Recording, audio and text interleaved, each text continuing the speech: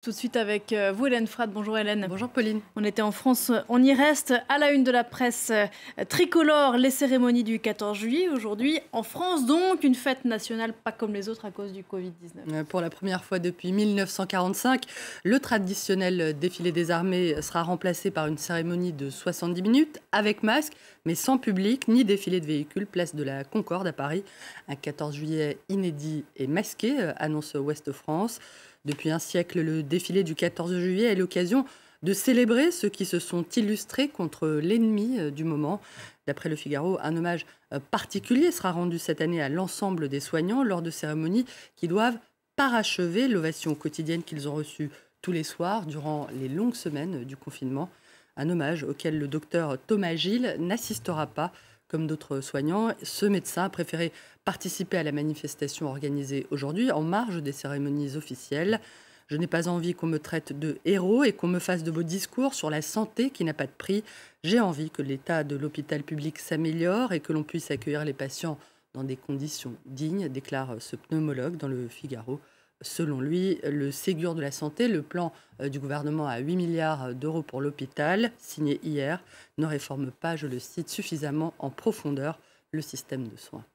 Les cérémonies officielles seront notamment dédiées, Hélène, aux soignants morts du Covid. La Libération a rencontré les familles de 3 médecins généralistes en première ligne face à l'épidémie avant d'y succomber. Des proches en colère qui interpellent l'État en rappelant que les libéraux ont dû faire face au virus dépourvus de masques. Je veux qu'on respecte le sacrifice de mon époux, qu'on reconnaisse l'abandon des médecins de ville et les erreurs des politiques, témoigne Hakima Djemoui, qui a déposé plainte contre X pour abstention de combattre un sinistre et homicide involontaire. Une colère, Hélène, à laquelle Emmanuel Macron tentera peut-être de répondre dans l'interview qu'il accordera en début d'après-midi. Pour la première fois depuis le début de son quinquennat, le président s'exprimera le jour de la fête nationale, une tradition à laquelle il avait tourné le dos après son élection. D'après Aujourd'hui en France, le chef de l'État se s'est attendu au tournant sur les soignants, mais pas seulement, aussi sur le chômage, les retraites ou encore l'écologie.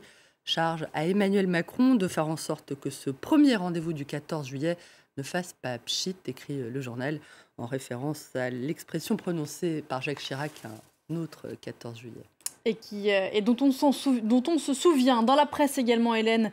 Autre chose, le mouvement de contestation, on en parlait dans le journal sans précédent au Mali. Les violences de ce week-end risquent-elles de radicaliser le mouvement du 5 juin, cette coalition hétéroclite de formations politiques, de militants anticorruption et de figures religieuses qui réunit les opposants à Ibrahim Boubacar Keïta? Question, on le voit, du quotidien suisse Le Temps, qui rappelle d'ailleurs en ce 14 juillet que le président malien est l'arrière-petit-fils d'un soldat malien tué à Verdun. L'homme fort du Mali est dans la tourmente, mais comment va se traduire la très forte influence de son principal opposant, l'imam Mahmoud Dicko?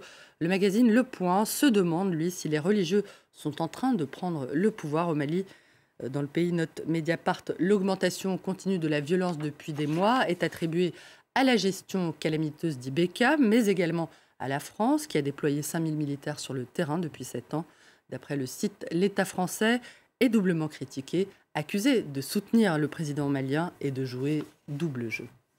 Merci Hélène, c'était la revue de presse. On se retrouve dans un petit quart d'heure sur cette antenne. À tout de suite.